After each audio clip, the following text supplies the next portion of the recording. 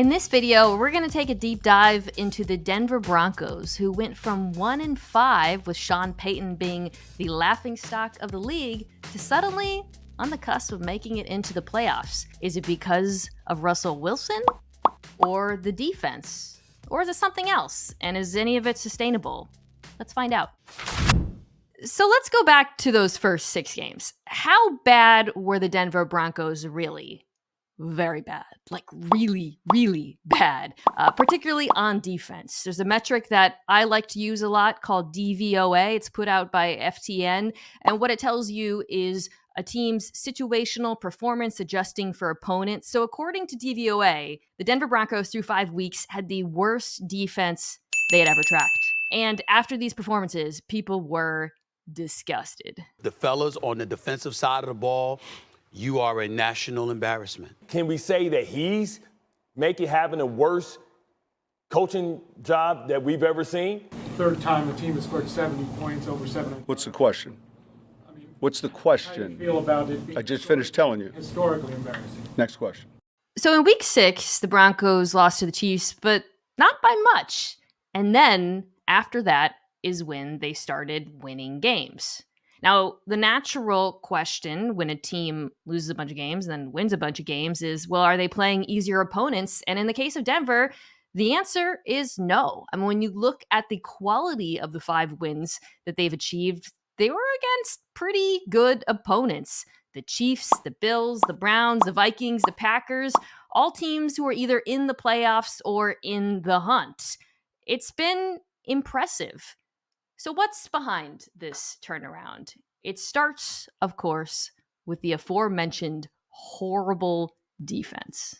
I think my friend Bill Barnwell put it best this weekend when he tweeted that after giving up 70 points to the Miami Dolphins in the infamous horror show, during their win streak, Denver has only given up 80 points total. So yes, very dramatic. But are they good? Here are the numbers for the Denver defense during the first 6 weeks of the season and during their win streak. Looking at EPA per play, opposing QBR, third down percentage, and as you can see, they are much improved. However, if you've watched these Denver games, you know that a big part of the reason why they're much improved is they're getting a lot of turnovers. First few weeks of the season, they ranked near the bottom of the NFL in turnover margin. During their win streak, they have led the league plus 13 by a significant margin. And unfortunately for Broncos fans, turnover luck doesn't always last. In fact, if we revisit those numbers that showed the defensive improvement, but take out turnovers, you will see that instead of going from being the worst defense to one of the best defenses, they've gone from being the worst defense to just an okay defense. However, they've still been really good on third down. And I think that points to something that is sustainable with this Broncos defense, which is they are playing the pass much better because of changes in personnel. Through the first 5 weeks of the season, Broncos defensive coordinator Vance Joseph played a ton of base defense, meaning 3 linebackers on the field, in large part because he didn't trust his secondary, for good reason. Then he started tinkering with the lineup and landed on a group that really works. Fabian Moreau has become starting cornerback on the outside, and Jaquan McMillan, who was undrafted out of Eastern Carolina last year, has been a revelation for Denver in the slot. In fact, during their win streak, he has actually allowed the best completion percentage over expectation, meaning the lowest, in the entire NFL as the nearest defender, according to Next Gen Stats. Also, up front, Randy Gregory is out, Frank Clark is out, and Baron Browning, who's one of their young pass rushers, has returned to the lineup, helping the 4-man rush, which during the win streak ranks 4th in pressure percentage. So again, while they've been lucky with turnovers, they're also playing better football on defense. How about the offense? As I'm sure you guys remember, the Denver Broncos sent a boatload of picks to Seattle for their quarterback, Russell Wilson. What role has he played in the turnaround? Russell Wilson is reminding us what a quality quarterback he is capable of being. Sutton posted this Russell Wilson apology form to Instagram. One of the statements on the form reads, "Your apology to Russell Wilson should be louder than the disrespect you gave him last year." So I am glad that Russell Wilson is getting more respect, but here's the thing. He's kind of been the same guy this entire season. During the losing portion of Denver's season, the offense ranked 17th in EPA per play. During the win streak, that's climbed to 13th, which is pretty good, but certainly not as dramatic as the defense. What is dramatic is the difference from last year when they were 30th in EPA per play. So let's start with Russell Wilson. Last year, he was bad. He took a lot of unnecessary sacks. He was inaccurate on the short and intermediate stuff. He was trying to push the ball downfield when it wasn't there. What's changed in his performance? Is he back to being vintage Russ? Not really. In fact, his style of play has changed a lot this year under Sean Payton. It's gone from let Russ cook to let Russ make some snacks. He is perfectly content checking the ball down to his running backs. In fact, the Broncos lead the league in targets to running backs, working his way patiently up and down the field. If you look at his average depth of target, you will see it's just over 6 yards, which is the lowest of his entire career.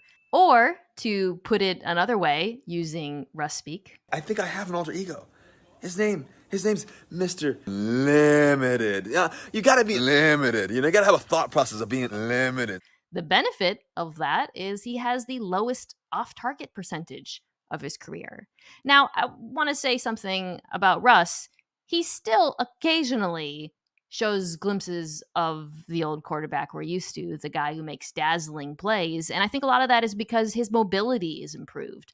His QBR when he's on the move is way up from last year, and he actually leads the league in touchdowns outside the pocket. He also looks much more comfortable, and that is a testament to his pass protection. Something that was underrated last year in the dumpster fire that was the Denver Broncos season was how unlucky they were when it came to injuries. According to adjusted games lost, a metric also put out by FTN, the Broncos were the most injured team in the entire NFL. They started 10 different combinations on the offensive line last season.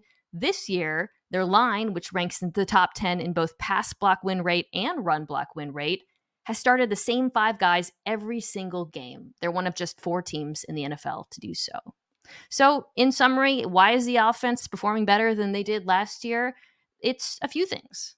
Russ is checking it down more, he's using his legs more, and the offense is healthier. That brings me to my final question, which is any of this sustainable? Yes and no. I mean, the turnover luck is likely to regress. But I do think Denver has landed on a formula that works for them, at least this year. It's a conservative offense that runs the football with their quarterback using his legs to make some exciting plays every now and then an opportunistic defense that has figured out which players are best for Vance Joseph's scheme. Are the Broncos dangerous? Jeez, that is dangerous. Probably not. But can they compete, especially after having gone through the gauntlet, the second hardest schedule in football? Probably. And that's good enough for me to say, Broncos country. Let's ride.